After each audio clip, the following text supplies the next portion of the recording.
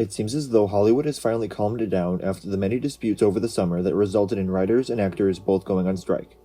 SAG AFTRA recently announced that a tentative 3-year deal has been approved with the big Hollywood studios, meaning that actors are allowed to resume their duties, from participating in casting calls to filming shows and movies to promoting them.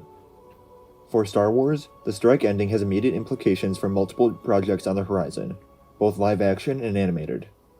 Tony Gilroy's Andor has been one of the most affected projects by both the writers and actors' strikes. Gilroy, as showrunner, left the set in May shortly after the WGA strike was announced, although filming continued as usual in the UK. However, when the SAG-AFTRA strike was announced in July, the crews were forced to go home with 4 to 6 weeks left of filming. Now that they're allowed back to work, they can finish shooting. However, since we are in November now, a couple weeks away from Thanksgiving, and Christmas is also around the corner, it wouldn't be surprising if they decided to wait until January or February to resume filming. The crew must have been working on post-production these past few months, editing and adding visual and sound effects to the hours of footage they managed to film since late November 2022.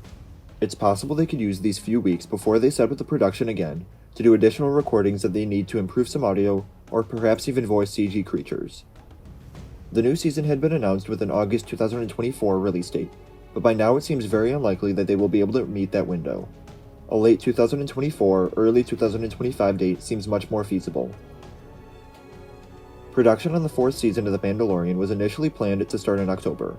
The scripts were already back in May, and the team was deep in pre-production.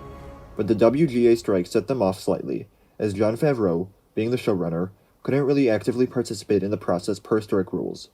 It's unknown if the rest of the team continued without his supervision, or if they stopped altogether, but the announcement of the SAG-AFTRA strike was the final nail in the coffin for the original shooting schedule.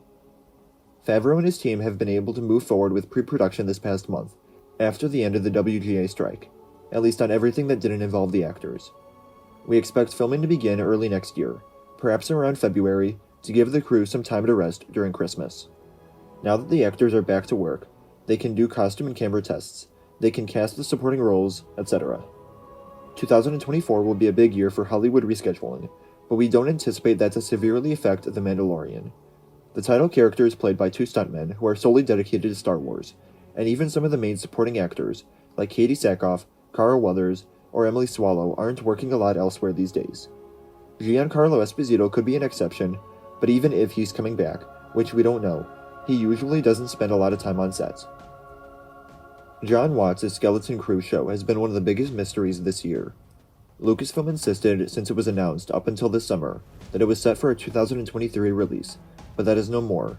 The show was removed from Disney's schedule on its Q3 earnings call in August, and hasn't really been mentioned since.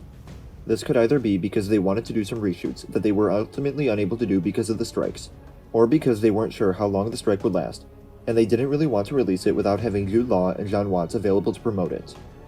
If the issue was about reshoots, they now have a few weeks before the holiday break. Filming in the volume allows them to not care about continuity issues with the weather, for instance. Or they would wait until early next year, as they have a bit of a buffer time given Disney Plus has several big releases planned for the Christmas window, including Marvel's Echo in early January. If the issue is about promotion, they can also, theoretically, start right away, and have everyone ready for a release in February or March 2024. The Acolyte was thankfully not really impacted by either strike, as it had just a few days left of filming by the time the WGA strike was announced, and had wrapped by the time SAG-AFTRA started theirs. It was also too early for this to have impacted the marketing campaign, so ultimately it was only affected on 2 fronts.